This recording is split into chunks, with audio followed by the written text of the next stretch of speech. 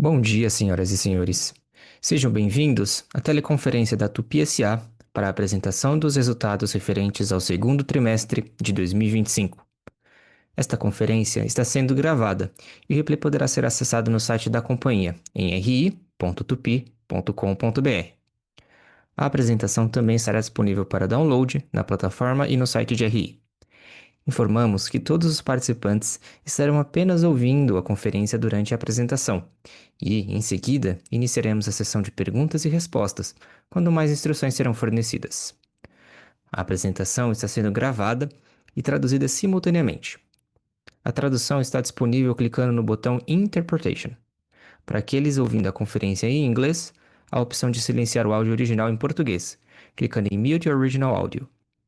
Antes de prosseguir, aproveito para reforçar que as declarações prospectivas têm como base as crenças e suposições da administração da Tupi e as informações atualmente disponíveis para a companhia. Essas declarações podem envolver riscos e incertezas, tendo em vista que dizem respeito a eventos futuros e, portanto, dependem de circunstâncias que podem ou não ocorrer. Investidores, analistas e jornalistas devem levar em conta que eventos relacionados ao ambiente macroeconômico, ao segmento e a outros fatores podem fazer com que os resultados sejam materialmente diferentes daqueles expressados nas respectivas declarações prospectivas. Estão presentes nessa teleconferência os senhores Rafael Lucchesi, CEO, o senhor Rodrigo Périco, CFO, o senhor Rodrigo Fioramonte, vice-presidente de vendas, o senhor Tony Bueno, vice-presidente de compras e logística, o senhor Geichiro Genso, vice-presidente de novos negócios, inovação e DRI, e o time de RI da companhia. Gostaria agora de passar a palavra ao senhor Rafael, que dará início à apresentação. Por favor, senhor Rafael, pode prosseguir. Bom dia a todos e obrigado pela participação nessa teleconferência. O cenário de incertezas observado desde o ano passado se intensificou no segundo trimestre de 2025, reflexo do desaquecimento da atividade econômica dos Estados Unidos e elevadas taxas de juros, que impactam a economia global. Nesse contexto, combinado com preços de fretes depreciados, fez com que as empresas de transporte adiassem a renovação das suas frotas e a realização de novos investimentos, enquanto aguardam sinais mais consistentes de recuperação econômica, fatores que continuam a limitar a demanda do setor. Esses fatores refletiram também no resultado dos nossos clientes, que revisaram para baixo suas projeções para 2025. Nossos volumes de vendas e produção apresentaram quedas de 10%, como reflexo nas margens, dada a menor diluição de custos fixos.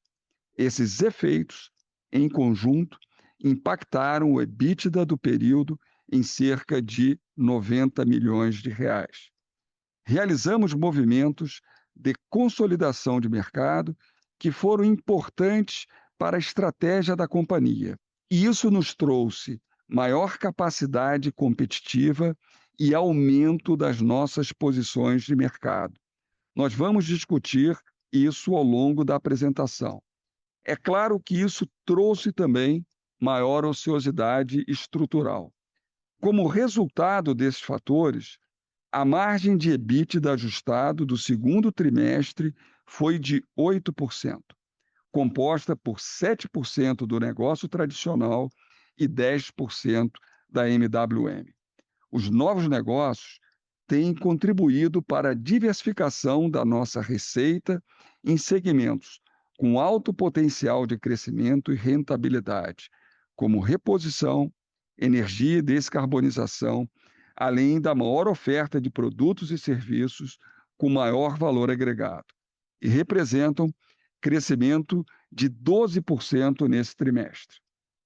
Estamos adequando nossa capacidade produtiva à nova realidade de volumes e executando uma etapa importante do nosso plano de sinergias. Esse processo teve início no México ao fim de 2024 Entretanto, mudanças no cenário político-econômico ocasionaram a revisão desses projetos, que agora está em curso e será finalizado no próximo ano, com ganhos estimados de 100 milhões em 2026. A partir de 2027, esse resultado será de 180 milhões por ano. Nossa presença global, com plantas localizadas em 3 continentes e flexibilidade de produção, nos dá uma maior resiliência e constitui uma vantagem competitiva importante e tem contribuído para a aquisição de novos contratos. A otimização da capacidade, em conjunto com outras ações de ganhos de eficiência, permitirá atender à demanda atual e futura e alavancar as nossas margens no momento da retomada de volumes. Agora, passo a palavra ao Rodrigo, nosso CFO, que vai apresentar os indicadores do segundo trimestre. Obrigado, Rafael, e bom dia a todos. As receitas totalizaram 2,6 bilhões no período, representando uma retração de 6% em relação ao mesmo intervalo do ano anterior, sendo que 46% tiveram origem nas Américas do Sul e Central, 36% na América do Norte, 15% na Europa e os 3% restantes na Ásia, África e Oceania. Na análise por segmento, destaca-se que 85% da receita teve origem no segmento de componentes estruturais e contratos de manufatura, que inclui produtos em ferro fundido e serviços de alto valor agregado, como usinagem e montagem de componentes. 8% foram gerados pelo segmento de distribuição, responsável pela comercialização principalmente de peças de reposição, e 7% corresponderam ao segmento de energia e descarbonização, com destaque para conjuntos geradores e soluções voltadas à descarbonização. No próximo slide, no mercado interno, as receitas do segmento de componentes estruturais e contratos de manufatura foram impactadas pela queda das vendas para veículos comerciais, reflexo da redução no volume de exportações indiretas, parcialmente compensadas pelo aumento das vendas para aplicações off-road, que apresentaram desempenho positivo no período. Já no mercado externo, as receitas recuaram devido à menor demanda por veículos comerciais, principalmente nos Estados Unidos, reflexo de incertezas sobre o cenário macroeconômico que fizeram com que potenciais compradores postergassem a aquisição de equipamentos. Destacamos que os produtos de maior valor agregado atingiram 45% da receita dessa unidade, evidenciando a relevância estratégica de soluções com maior complexidade técnica e maior contribuição para a rentabilidade. Dando continuidade, destacamos a unidade de distribuição, responsável pela comercialização de peças de reposição e produtos hidráulicos. As vendas dessa unidade corresponderam a 14% da receita no mercado interno, com alta de 3%, impulsionadas pelo crescimento da unidade de reposição. Já no mercado externo, as vendas avançaram 2%. Em ambos os mercados, o desempenho foi parcialmente impactado pela menor demanda por produtos hidráulicos, reflexo das condições econômicas do cenário atual. Seguindo a apresentação, destacamos o desempenho da unidade de energia e descarbonização, segmento que engloba conjuntos geradores, motores de fabricação própria, aplicações marítimas, torres de iluminação e produtos e serviços relacionados à descarbonização. O segmento registrou alta de 20% no Brasil, impulsionado principalmente pelo forte crescimento nas vendas de grupos geradores. Por outro lado, a queda nas vendas de motores próprios, influenciada pelo desempenho mais fraco do agronegócio, impactou negativamente os resultados da unidade, tanto no mercado interno quanto no mercado externo. A representatividade dessa unidade foi de 16% nas receitas do mercado interno e 1% no mercado externo. Continuando a apresentação, temos custos e despesas do período. O desempenho foi impactado negativamente pelo volume, pela pressão inflacionária sobre mão de obra e serviços, além da depreciação cambial que foram, em parte, mitigados por iniciativas de redução de custos e ganhos de produtividade. No acúmulo do semestre, as despesas reduziram 1% contra o mesmo período do ano anterior, reflexo principalmente dos menores volumes de vendas e ganhos de eficiência. No trimestre, registraram aumento de 4% contra o segundo TRI de 24. A seguir, destacamos na parte superior o EBITDA ajustado, que totalizou 210 milhões no segundo TRI de 25. A margem do negócio tradicional atingiu 7% no trimestre, reflexo da queda de 2 dígitos nos volumes e da pressão inflacionária, com impactos na eficiência operacional e diluição de custos e despesas, resultando em aproximadamente 90 milhões de impacto no EBITDA. A margem das operações da MWM foi de 10% no período, impulsionada por maiores volumes de vendas, melhor mix e pela implementação de projetos de otimização fabril e organizacional, que contribuíram positivamente para o resultado. E no gráfico inferior, destacamos a evolução do lucro líquido no segundo trimestre de 2025, influenciado principalmente pelo melhor resultado financeiro e pela variação cambial sobre a base tributária. No próximo slide, falamos sobre o resultado financeiro do período. A redução das despesas financeiras foi influenciada principalmente pela diminuição no endividamento com amortização de 366 milhões ao longo do primeiro semestre desse ano. Por outro lado, as receitas financeiras somaram 33 milhões, inferior ao registrado no mesmo período do ano anterior, sustentadas pelo aumento das taxas de juros que, juntamente com a estratégia de alocação, contribuiu para mitigar os efeitos do menor caixa. No resultado com variações cambiais, nós registramos uma receita de 26 milhões, explicada por dois principais fatores: variações positivas de 6 milhões, decorrentes da valorização do real sobre contas do balanço em moeda estrangeira, e resultado positivo das operações de hedge, com receita de 20 milhões, sendo 14 milhões de ganhos com marcação a mercado e uma despesa de 6 milhões com impacto em caixa. Na sequência, temos variações das principais contas de capital de giro, tendo o primeiro trimestre de 2025 como base de comparação. O saldo do contas a receber reduziu 93 milhões no período, com impacto em 2 dias no prazo médio de recebimento. Movimento esse que foi influenciado principalmente pela sazonalidade, com maior concentração das vendas no final do período. Em estoques, houve uma redução de 93 milhões, resultado das iniciativas de gestão focadas em produtos em elaboração e produtos acabados, contribuindo para a maior eficiência na utilização dos recursos. E no contas a pagar, variação foi marcada pela sazonalidade, menores volumes de compra e pela redução nos estoques, fatores que impactaram diretamente o saldo da conta. Por fim, o endividamento líquido ao final do segundo trimestre de 2025 foi de 2,6 bilhões, correspondendo a 2,45 vezes o EBITDA ajustado dos últimos 12 meses. As obrigações em moeda estrangeira representaram 59% da dívida e 39% do saldo de caixa. Encerramos junho de 2025 com uma posição de caixa de 1,5 bilhão. Agora passo a palavra ao Ricardo, vice-presidente de vendas. Obrigado, Rodrigo, e bom dia a todos. Bem, como o Rafael e o Rodrigo comentaram, as incertezas relacionadas às tarifas e seus impactos na economia global têm afetado a atividade em alguns setores importantes para nós. Esse cenário já se enxerga no desempenho de nossos clientes, fabricantes de veículos comerciais e equipamentos de construção e máquinas agrícolas, cujos resultados trimestrais recentes apontam quedas de receita entre 3% e 19%. Nos Estados Unidos, observamos principalmente a deterioração de diversos indicadores econômicos e setoriais, como, por exemplo, o PMI e Índice de Confiança dos Consumidores, mas principalmente a queda de rentabilidade das empresas de transporte, reflexo do excesso de capacidade e consequente queda no valor dos fretes.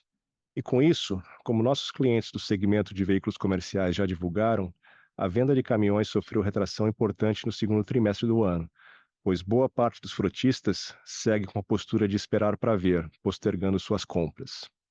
Na Europa, apesar da redução da taxa de juros em algumas economias e das medidas de estímulo fiscal, o cenário de incertezas tem impactado também a demanda no curto prazo. É importante destacar que a demanda não desaparece, uma vez que os equipamentos continuam sendo utilizados, ou seja, é demanda reprimida que será atendida mais adiante, principalmente a partir de 2026. No segmento fora de estrada, o movimento de normalização de estoques impactou negativamente nossas vendas ao longo de 2024. Entretanto, Com os estoques na cadeia ajustados, observamos melhora nas nossas carteiras de pedidos nesse período. A demanda na ponta demonstra sinais trocados, com alguns segmentos exibindo bom desempenho, como o de geração de energia, que vem sendo favorecido pela expansão de data centers.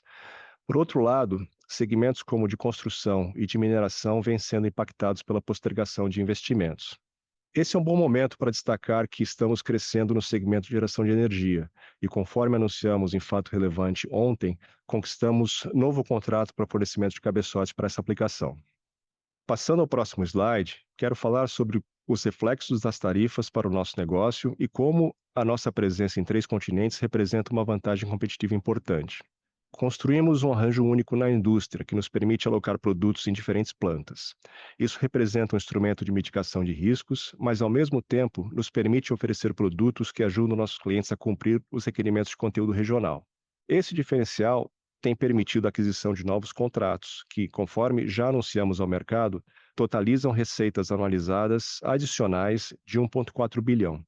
Esses novos projetos entram em produção gradualmente a partir do segundo semestre desse ano e são protegidos por contratos de longo prazo.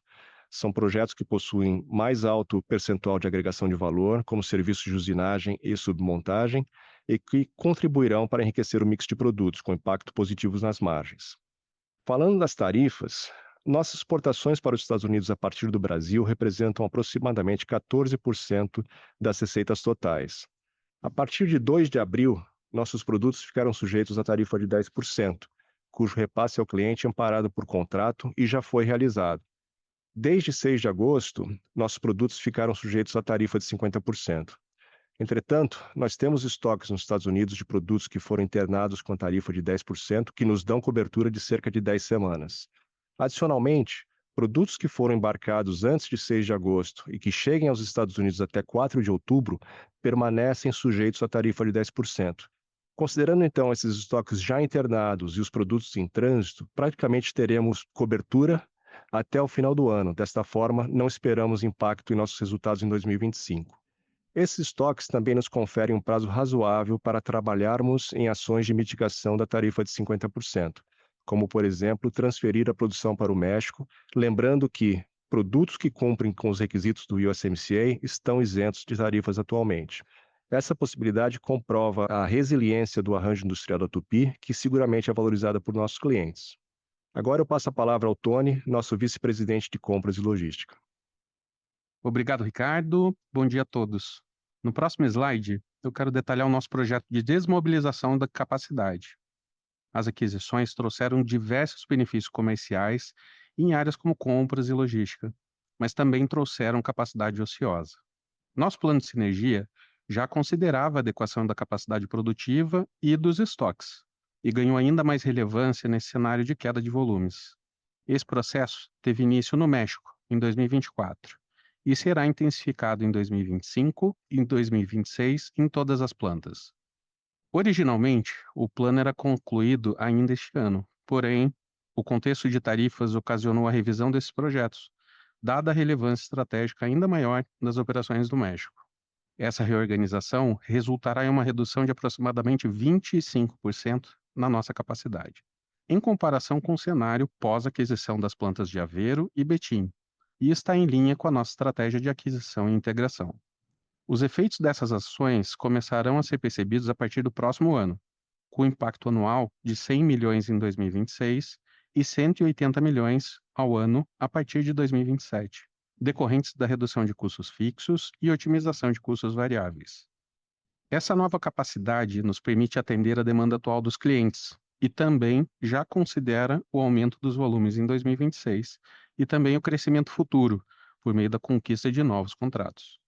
Temos como objetivo atingir um ROIC acima do custo de capital em cada uma das geografias em que atuamos, mesmo em um cenário desafiador de volume. Para isso, estamos executando um plano agressivo de eficiência e redução de custos, com iniciativas voltadas à automação, manutenção, produtividade de mão de obra e qualidade. Esse plano a que me refiro é adicional aos valores que citei anteriormente e deve impactar positivamente as nossas margens em até 2 pontos percentuais ao atingirem sua maturidade total no final de 2026. Agora, passo a palavra ao Gueitiro, nosso vice-presidente de Novos Negócios e Inovação. Obrigado, Tony, e bom dia a todos. Somos a marca de motores mais reconhecida do país, o que impulsiona também o nosso negócio de peças de reposição. E líderes do mercado de grupos geradores, oferecendo segurança energética e opções com menor nível de impacto ambiental. O que esses segmentos têm em comum é o alto potencial de crescimento e rentabilidade superior ao nosso negócio tradicional. As unidades de distribuição em energia e descarbonização, com baixa correlação com o negócio principal da companhia, já representam 30% da receita do mercado interno, ou 15% do total. No próximo slide, quero falar sobre os fundamentos do setor de reposição, que apresentou crescimento de 8% no segundo trimestre de 25 e 17% nos 6 primeiros meses do ano. É um mercado que se beneficia da idade da frota do país. Hoje, cerca de um terço da frota de caminhões do Brasil tem mais de 16 anos, e 50% dos tratores ultrapassa os 20 anos. Isso representa uma demanda crescente e contínua por manutenção e reposição de peças, e é aí que a MWM se posiciona com grande vantagem. A força da marca MWM é um diferencial enorme. Somos amplamente reconhecidos pela qualidade, robustez e confiabilidade, o que nos posiciona como referência em toda a cadeia. Inclusive, conseguimos precificar melhor os nossos produtos, reflexo direto da confiança que o mercado tem na nossa marca. Temos uma rede de distribuição extremamente robusta, com mais de 700 pontos de venda no Brasil, o que nos garante capilaridade, proximidade com o cliente e agilidade na entrega. No próximo slide, quero falar sobre os drivers do nosso crescimento e do tamanho das oportunidades.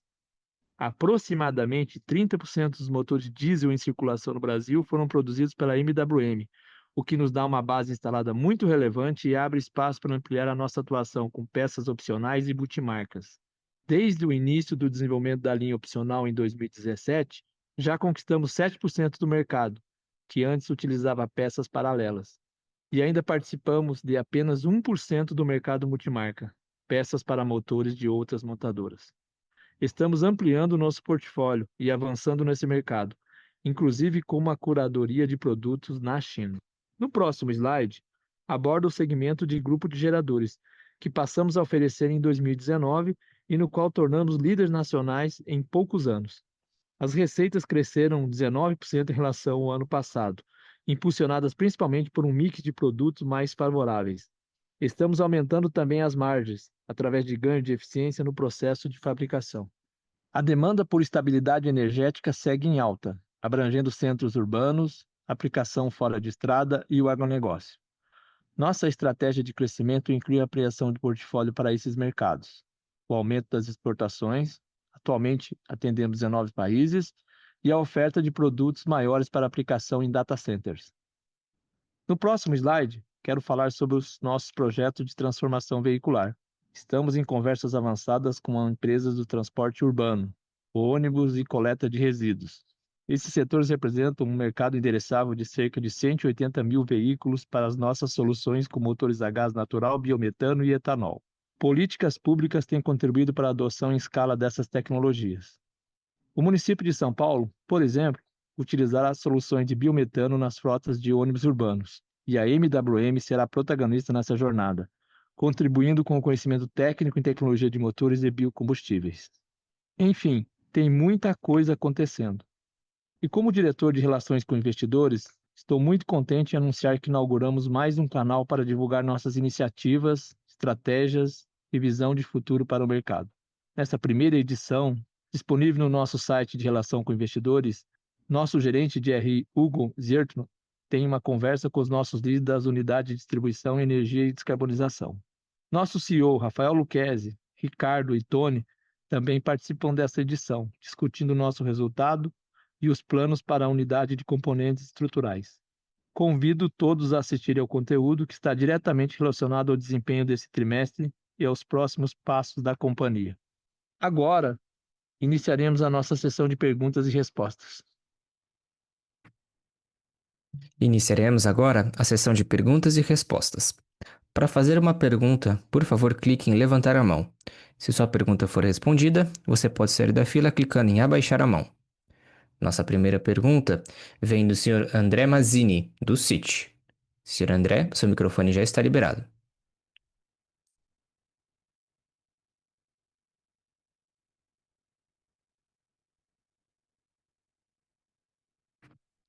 Senhor André, para fazer sua pergunta, é só desmutar o microfone. Acho que agora foi. Me ouvem, correto?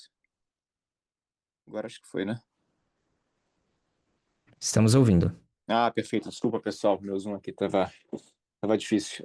A primeira é sobre a redução de 25% na capacidade instalada, né? Se vai haver algum custo de layoff associado a isso, e se, por outro lado, uma ocupação maior de fábrica, né? Pós redução de capacidade, deveria ser um fator altista para as margens no médio prazo.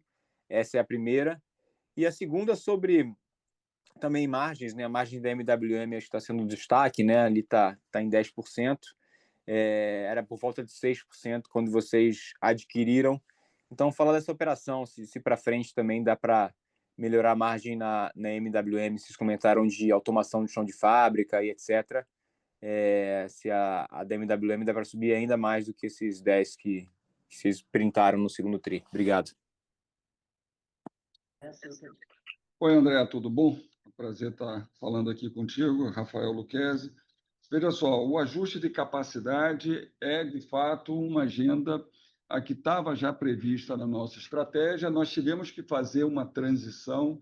Nós iniciamos um plano de ajuste e depois, por conta da reversão do cenário internacional, tivemos que remodelar esse ajuste. E, como você bem falou, é claro que essa redução de capacidade vai nos dar mais energia no processo de retomada do mercado, com maior resiliência e com ganhos de competitividade na medida em que nós vamos reduzir a capacidade.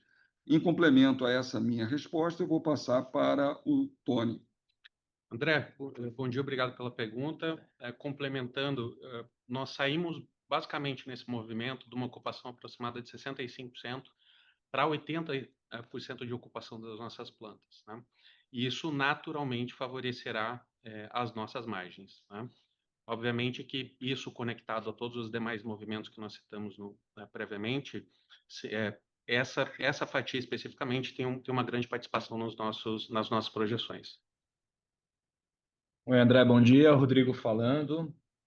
Com relação ao MWM, tá? Acho que foi bom você ter comentado. Nós, de fato, sim, né, nós melhoramos muito a margem, né? E ainda tem bastante espaço para muitas ações com relação à reestruturação, a própria operação, nós reposicionamos a marca.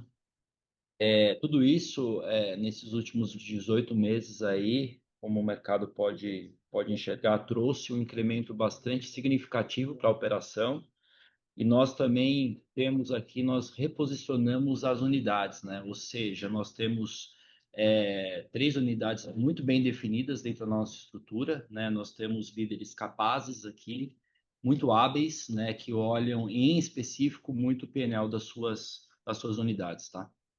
O André, o Gueitiro, finalizando aqui essa última parte da pergunta da MWM, a resposta afirmativamente é sim. Essas unidades aqui de São Paulo, elas fazem parte da estratégia de negócio anticíclica nossa, né? Então, como a gente colocou aí na apresentação, se por um lado a unidade de componente estrutural sofre com o retardamento da troca da frota, à medida que a frota fica mais antiga, favorece o nosso negócio de aftermarket, por exemplo. Então, a gente está vendo esse negócio de aftermarket crescendo a 2 dígitos, né? Nós estamos investindo muito nessa unidade. A MWM tem um inventário de motores no Brasil relevante, mais de 2 milhões de motores, e é onde a gente naturalmente está presente, mas nós estamos ampliando através de estratégias de curadoria de peças pelo mundo, para 2/3 a mais da frota de motores, né, do inventário de motores que não são MWM. Então, a gente acredita muito e está acontecendo, né? Então, nós vamos ver aí ao longo dos trimestres essa unidade performando bem. Ela tem uma margem também EBITDA muito melhor, o que no mix ajuda a companhia. E não só o aftermarket, a nossa crença de que motores a biocombustíveis no Brasil se tornaria importante para as receitas também começa a acontecer, né? Transformação veicular, que é o negócio de substituição dos motores a diesel por biometano e etanol, também começa a ganhar escala e a gente, ao longo dos próximos trimestres, vamos começar a enxergar isso também no EBITDA. Então, é um conjunto de negócios, né? E para citar a última unidade aqui, é a de serviços, que é a manufatura, que também nesse trimestre, né, em montagem de motores, foi importante para a construção do mix. Então, em resumo aqui, a gente trabalha muito para que a unidade de São Paulo, né, as 3 unidades de São Paulo, sejam cada vez mais importantes no mix de receita da companhia. Isso fazia parte da estratégia da aquisição e a gente está muito feliz que, nesse caso aqui, está crescendo. Então, crescer as duas ao longo do tempo ajudará muito nessa recomposição da margem que você até provocou na primeira pergunta. Tá ótimo, obrigado, Luquezzi, Rodrigo, Gueitiro, bom dia. Nossa próxima pergunta vem do senhor Gabriel Rezende, do Itaú BBA. Senhor Gabriel, seu microfone já está liberado. Oi, pessoal, bom dia. Obrigado pelo espaço aqui. Eu queria fazer um follow-up em relação à reestruturação que a companhia está implementando. Vocês comentaram no release de ontem à noite que essa reestruturação deveria levar a um ganho de 2 pontos na margem EBITDA. Eu só queria entender qual que é o ponto de partida para esses 2 pontos de ganho na margem EBITDA. Se a gente poderia olhar para a margem em 2026, pelo que eu entendi ali do comentário no press release. Eu só queria entender se esse comentário de ganho de margem EBITDA é em cima da margem que a gente viu no 2Q25, ou seja, saltando ali de 8% ajustada para uns 10% em 2026, se faria sentido esse racional. E aí um segundo ponto, um follow-up aqui na pergunta do Mazini, vocês comentaram agora da ocupação saindo de 65% para 80% com a reestruturação, só queria entender qual que é o ponto final da reestruturação, em quanto que deve ficar a ocupação da fábrica, com a redução final de 25% de capacidade, e se eventualmente a companhia não precisaria reexpandir a capacidade com o cenário de melhora de volumes, talvez em 2026 ou 2027. Obrigado. Gabriel, bom dia. Tony falando, obrigado pelas perguntas. Começando pela primeira, é importante a gente dividir os 2 assuntos, né? Nós temos o primeiro tema, que é a nossa redução de ociosidade, que está atrelado ao nosso plano estratégico e a todo o desenho de aquisição, né, das plantas de Betim e Aveiro que ocorreu nos anos passados. E nós temos um segundo tema, que é adicional, que é um tópico de eficiência pura. E aí esses tópicos de eficiência estão pautados em qualidade do produto, automação, manutenção e também na maximização do uso de dados dentro da organização. Então, esses 2 temas são diferentes. Os 2 pontos de margem percentual que nós citamos, eles estão atrelados ao ponto de eficiência, melhora de eficiência. Isso sim, finda, né, a gente chega à plenitude desses benefícios no final de 2026. Né? Partindo para o segundo tema, que é sobre ocupação, né, o 80% do espaço, nós entendemos, né, com o cenário que nós temos agora, que esse sim é o nosso footprint ideal. E por que ocupação de 80%? Isso nos habilita ao recebimento de novos produtos, né, a absorver mudanças de tecnologia futura e manter estabilidade para os nossos clientes, inclusive em caso de oscilação. Um outro ponto importante é que, mesmo executando toda essa atividade, nós, dentro da companhia, estamos desenvolvendo uma habilidade muito maior do que nós já tivemos de nos adaptarmos rapidamente às mudanças do mercado. Então, esse cenário não é simples, mas o objetivo realmente é fazer com que a gente se adapte rapidamente, mantendo a estrutura de ROIC acima do capital, do custo de capital em todas as plantas. E eu queria, o Gueitiro, Gabriel, eu dando continuidade aqui, todo esse planejamento aí de capacidade mais eficiência está levando em consideração, inclusive, o que a gente vem conversando com vocês ao longo dos trimestres, que são os novos contratos que foram negociados pelo nosso vice-presidente de vendas, o Ricardo, e que a gente sabe que tem um ciclo, né, de negociação, preparação da fábrica, e começam a entrar em produção a partir de 26 e 27. São contratos que vão, inclusive, tomar parte dessa capacidade que está, em tese, sendo reservada a partir de 26. Então, tem todo um conjunto de ações de eficiência, retirada de capacidade, agenda comercial de valor agregado de novos contratos, que farão com que a gente entenda a companhia voltar aos níveis históricos de margem de contribuição EBITDA que apresentou ao longo antes da aquisição, por exemplo. O Gabriel, um ponto aqui, Rafael Luquez, acho que o Tony e o Gueitiro deram uma resposta excelente, mas uma adição é a tendência tecnológica de redução de volume nos motores. Então, os novos motores têm paredes mais finas, estruturas tecnológicas mais complexas, mas como tendência tecnológica dos veículos, menor peso. E isso reduz volume e toda a resposta que eles deram, tanto na agregação de valor como no nosso ajuste de capacidade, levam em conta também as tendências tecnológicas do desenvolvimento dos nossos clientes e da trajetória tecnológica do setor. Tá certo. Obrigado pela resposta, Luquezzi, Tony, Gueitiro. Bom dia para vocês.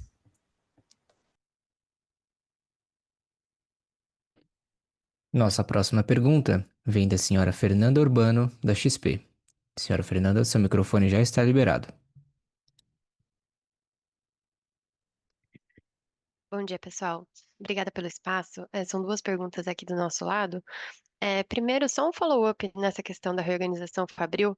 Acho que, enfim, ficou claro nas perguntas anteriores como que vai ficar a utilização de capacidade, né, uma vez que essas mudanças forem feitas, mas queria entender, né, como que esse volume, enfim, né, com 85% de utilização de capacidade para frente, como que esse volume produtivo, ele se compara, né, com os volumes atuais, se a gente pode esperar, né, mais alguma redução de volume de fato, ou se essas mudanças, elas vão só realmente melhorar, utilização de capacidade, e queria entender também como que fica a foto da capacidade da Tupi em termos de geografia, né, entre México, Brasil e Portugal, enfim, como que deve ficar a foto depois dessas mudanças.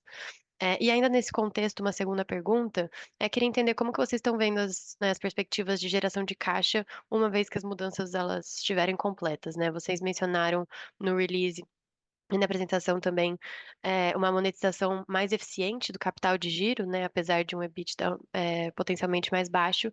Queria entender como que, né, todas essas mudanças, elas conversam com as perspectivas aí de geração de caixa da companhia para 2026, 2027. Obrigada. Olá, Fernanda.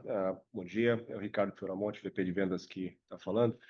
Sobre a equação de demanda e capacidade, só para lembrar, e a projeção que a gente está fazendo é de que esses ajustes nos permitam, nos confiram, né, uma utilização de 80%, não 85%, né, da capacidade no médio prazo. Agora, isso leva em consideração tudo que foi falado aqui anteriormente sobre os novos projetos que nós estamos ganhando, né? E também leva em consideração que nós estamos em um momento de piso de demanda, né? Há uma situação que nós não víamos, né, de forma geral, principalmente no segmento de veículos comerciais, uma situação que nós não víamos desde a pandemia, né, desde 2020. Então, nós temos, assim, obviamente que a expectativa é que essa demanda retome, né, ao passo que as incertezas, né, sejam aos poucos eliminadas, né, e os compradores voltem à atividade, ou seja, os frotistas voltem a adquirir equipamentos e voltem a fazer investimentos. Ou seja, prevemos, de fato, né, um nível de atividade muito mais alto do que temos agora, e esse 80% que foi falado nos dá espaço para absorver isso tudo. Oi, Fernanda, bom dia. Rodrigo. Rodrigo falando. Vamos lá. Quando a gente fala na questão da geração de caixa, né, a gente traz dois pontos aqui importantes. Acho que o primeiro deles é a alocação de capital da companhia. Tá? Nós estamos, como o Ricardo bem mencionou, o nosso piso de vendas, né, vendas e câmbio são dois ofensores da companhia, né, e são assim, variáveis exógenas ao nosso modelo, e naturalmente uma queda de venda, ela traz uma piora na nossa diluição de custos fixos. Ou seja, né, o capital alocado hoje para a reestruturação, e a segunda questão seria que provavelmente vai vir essa pergunta, alavancagem, né? Nós tivemos aí um incremento na alavancagem, nós temos visto aí que ela mexeu um pouco, mas o que acontece é o seguinte, tá? Nós temos, a gente monitora alguns drivers importantes, né, com relação à alavancagem, e nós temos também, dentro da companhia, eu diria que alavancas financeiras e operacionais que serão acionadas, se necessário, para que a gente possa cumprir, principalmente, o plano e também a cobertura dos nossos covenants, tá? A companhia tenho falado isso, né, por diversas vezes, um endividamento muito bem estruturado, tá? Um custo baixo, torres de vencimentos foram alongadas recentemente. Então, acho que o cenário é esse, tá? A gente quer deixar aqui, nós temos aí o conforto com relação à nossa liquidez, 2025, muito bem direcionado, e também prospectivamente olhando 2026. Fernanda, só complementando a menção que o Ricardo fez e atendendo também sua pergunta sobre o desenho das geografias, é importante que a gente crie mentalmente uma visão de que a companhia, nesse desenho flexível, ela cria vasos comunicantes entre todas as operações. Esse movimento que nós estamos fazendo de flexibilização de produtos, para que vocês tenham uma noção da complexidade, da dimensão disso, ele movimenta 52 produtos entre plantas ou entre linhas, e que dedicam mais de 100 mil horas de desenvolvimento de engenharia e, obviamente, contam com o apoio de todos os clientes para que esse processo funcione. Então, ao invés de um cenário de footprint travado, é importante que a gente crie a visão mental de que nós temos um sistema dinâmico, que precisa se adaptar rapidamente e de forma economicamente atrativa ao cenário que se dá. Fernando, só uma questão com relação à fotografia, a futura, que eu acho que é uma pergunta muito interessante. Nós vivemos um momento de um mercado extremamente dinâmico e com algumas instabilidades. Mas, como o Ricardo e o Tony colocaram, a Tupi é um líder global nesse mercado, que opera em 3 continentes. Isso permite muita resiliência. E isso é extremamente importante nessa nova realidade de elevado protecionismo. Nesse aspecto, Fernanda, o Brasil vai continuar sendo, nossa base operacional no Brasil vai continuar sendo uma força competitiva da nossa empresa, mas também o México, até por conta do posicionamento e da importância do mercado da América do Norte e do USMCA, a posição nossa no México vai se colocar como cada vez mais importante.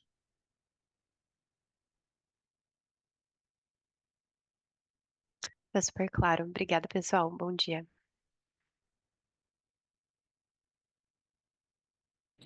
Nossa próxima pergunta veio do senhor Gabriel Frazão, do Bank of America. Senhor Gabriel, seu microfone já está liberado. Bom dia, pessoal. Obrigado pelo espaço aqui no call de resultados. Seria uma pergunta sobre o mercado de caminhões na América do Norte. A gente está vendo uma contração significativa desse mercado há algum tempo já, né, que foi motivada por um volume de venda de caminhão muito forte nos últimos anos. Se, na visão de vocês, esses volumes baixos eles já foram suficientes para corrigir o balanço entre oferta e demanda, ou se a gente deveria ver mais alguns meses com volumes fracos antes de uma melhora nesse mercado?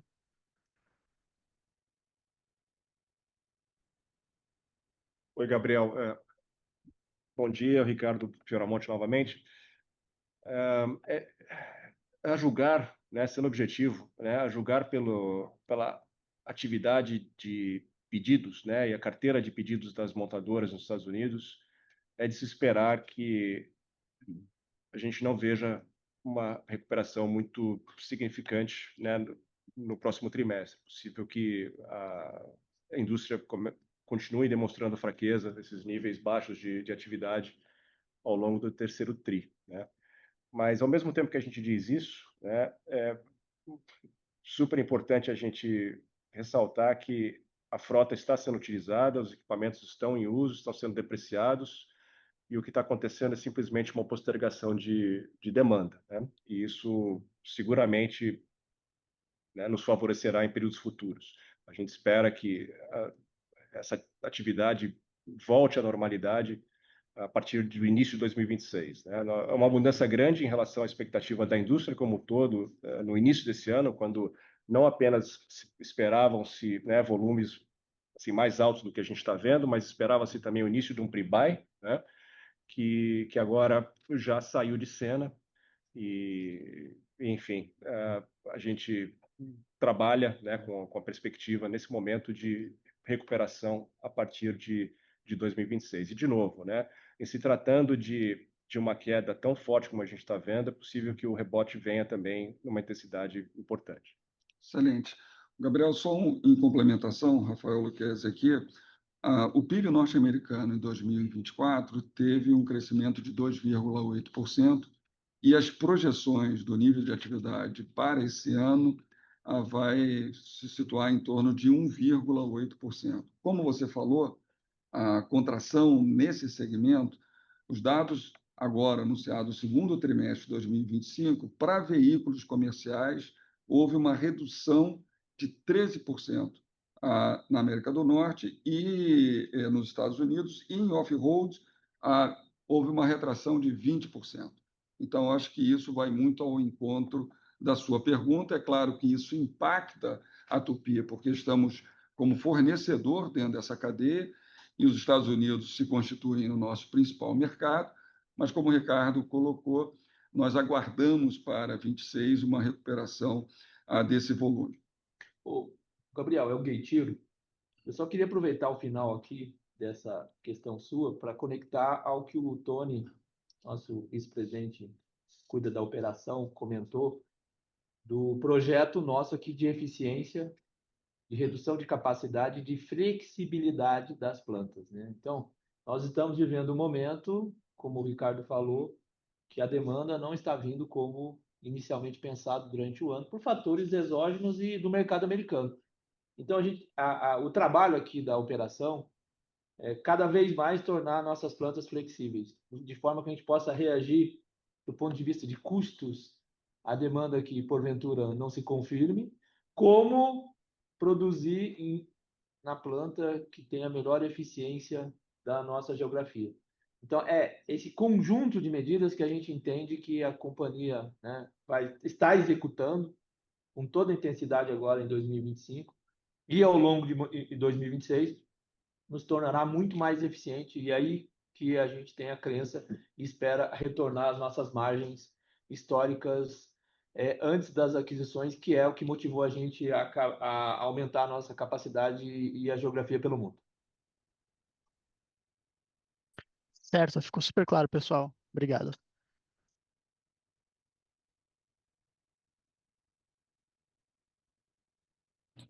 Nossa próxima pergunta vem do senhor Jonathan Coutras, da JP Morgan. Senhor Jonathan, seu microfone já está liberado. Obrigado, bom dia pessoal. Obrigado pelo espaço. Tenho duas perguntas do meu lado também. A primeira, ainda sobre a desmobilização das plantas, né? Desculpa. A Tupy aumentou, né, a capacidade de função de ferro, originalmente quando fez a aquisição dos ativos da Texid, em 40%, se não me engano, né, que foi concluído lá em 2021. Então, eu queria entender com vocês, foi debatido, talvez no nível do conselho, se fazer desses ativos não via estruturação, né, procurar algum comprador estratégico que queira se verticalizar, né? O momento é desafiador, então o valuation provavelmente seria baixo, mas a própria Tupi está negociando um valuation bem aquém do histórico, né? Especialmente vis-à-vis o valuation da indústria.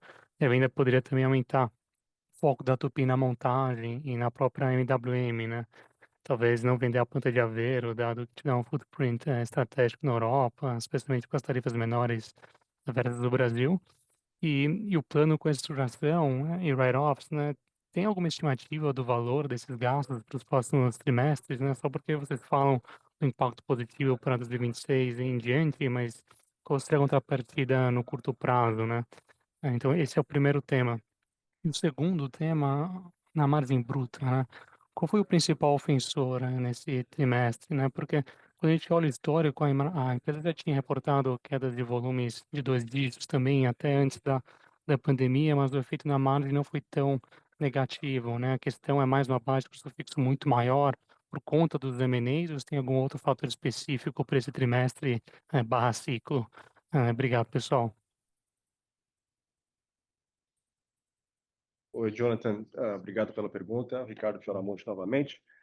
Sobre a sua pergunta a respeito de uma eventual, né, eu entendi, uma eventual venda desses ativos ociosos, né, que é importante a gente destacar a estratégia da Tupi, né, algo que a gente vem, né, acho que comunicando ao mercado, né, nós assumimos a estratégia, nós adotamos a estratégia, estamos executando a estratégia, né, de consolidar o setor no Ocidente, né, e com isso endereçar um dos males dessa indústria, né, que é a capacidade ociosa estrutural, né? E como papel de consolidação, ou dentro desse nosso papel de consolidador, né, nós entendendo que as aquisições foram feitas, né, com projeção realmente de que estávamos adquirindo capacidade ociosa, o desfecho disso, né, o desdobramento disso é fechar essa capacidade, né, tirar essa capacidade do mercado. Jonathan, bom dia. Rodrigo, complementando aqui a sua segunda questão de maneira bem simples e direta, tá? A alteração que se deu basicamente na margem bruta, ela refere-se a maior parte aí, menor volume de vendas, que causa menor volume de produção, menor diluição de custos, tá? Jonathan, Ok, obrigado, pessoal. Tony falando, desculpe, só complementando a resposta sobre os custos de adequação. Quando nós falamos de 2025, nós projetamos custos na ordem de 12 milhões em todas as plantas, tá? De maneira consolidada, investimentos aqui voltados a desenvolvimento, né, de ferramentais, adequações de linha, assim por diante, na ordem de 16 milhões de reais. Quando nós vamos para 2023, os investimentos se mantêm na casa de 23 milhões, e o custo fica na ordem de 63 milhões. Então, essa é a nossa projeção, né, de desembolso. Isso já está previsto nas curvas de orçamento e também na última linha desse desafio que nós comunicamos a vocês nessa divulgação. Perfeito, obrigado, pessoal.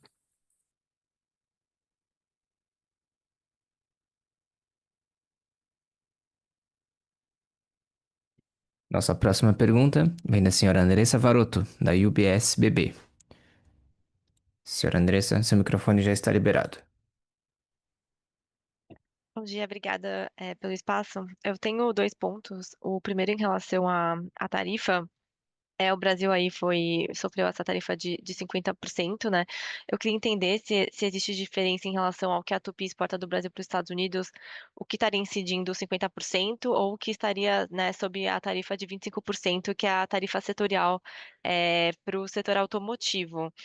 E também como essa questão da tarifa eventualmente está influenciando, o projeto, né, de racionalização de capacidade, né? Se isso significa que a gente, enfim, vai ter muito mais capacidade preservada no México do que no Brasil, e também, se vocês também tiverem, né, feedback aí dos clientes em relação a esse tema das tarifas, né? E também como vocês enxergam um potencial risco, de eventualmente, quando os contratos de longo prazo que vocês têm com os clientes, terminarem eles eventualmente tentarem buscar outros players, eventualmente por conta dessa questão das tarifas, ou se isso ainda não é uma discussão.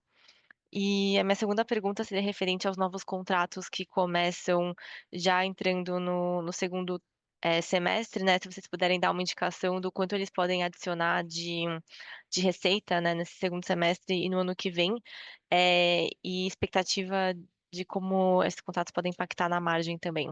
Obrigada.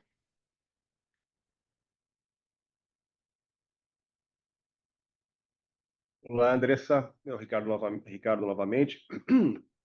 Bem, começando a sua pergunta sobre como que as tarifas se aplicam aos nossos produtos, a maior parte dos produtos que nós exportamos do Brasil para os Estados Unidos, e assim como a maior parte do portfólio da Tupy, né, é direcionada a veículos comerciais e em nosso caso, a maior parte desse volume recebe os 50%, tá? Apenas uma pequena parte fica sujeita aos 25%.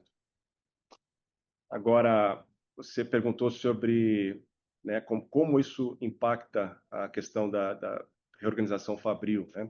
Aqui é um momento para a gente destacar o arranjo único que a Tupy construiu, né, no setor ou na indústria de fundição ao longo dos anos, né? Com esse footprint de manufatura em 3 países, 3 continentes, né, que nos permite flexibilidade para alocar a produção conforme melhor nos convém, né? E nesse momento, o México representa, né, um ativo, as operações do México, né, representam um ativo bastante importante, um ativo estratégico, e essa é a solução de longo prazo para essa situação de tarifas sobre o Brasil, se elas permanecerem. Ou seja, nós não trabalhamos com um cenário em que nós abriremos mão ou perderemos esses negócios, mas sim trabalhamos com um cenário em que os produtos, caso permaneçam, né, expostos, sujeitos às tarifas, serão transferidos ao México.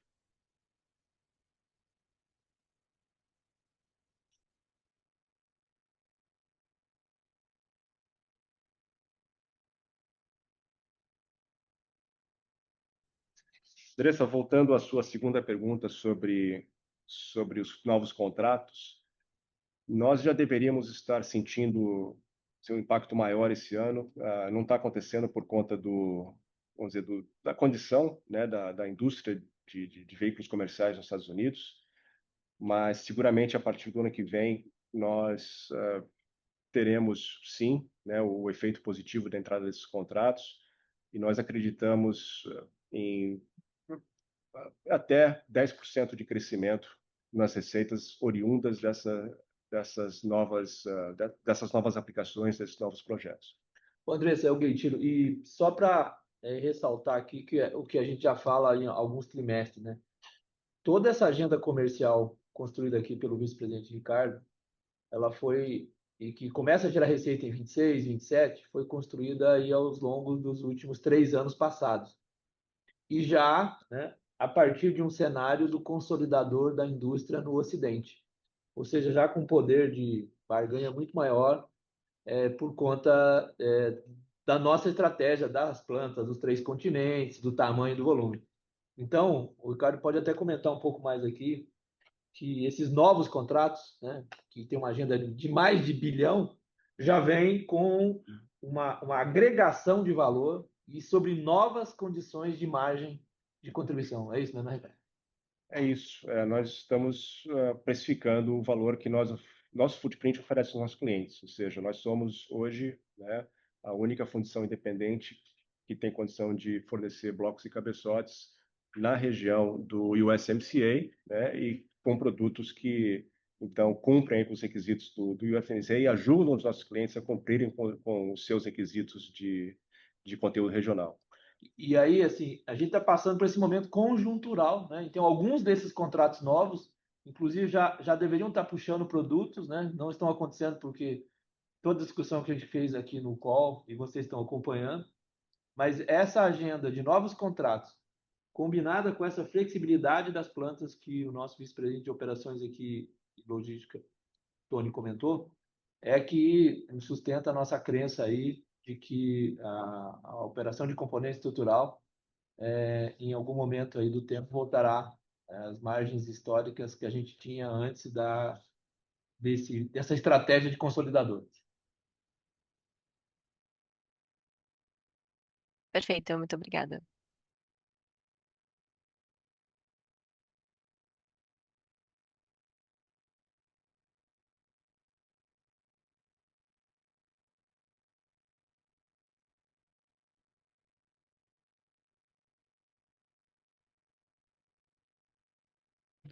Neste momento, encerramos a sessão de perguntas e respostas. Gostaria de passar a palavra ao Sr. Rafael para que faça as considerações finais da companhia. Quero agradecer novamente a presença de todos nessa conferência e reforçar o nosso compromisso com a rentabilidade, geração de caixa e retorno sobre capital em todas as nossas unidades de negócio. Os ajustes necessários estão em curso em todas as áreas, com ações imediatas e adaptando a companhia ao menor volume de vendas. Mais do que iniciativas pontuais, esse plano tem efeitos estruturais e ganhos permanentes, tornando a Tupy uma companhia mais eficiente e preparada para o futuro. Obrigado e até o próximo trimestre.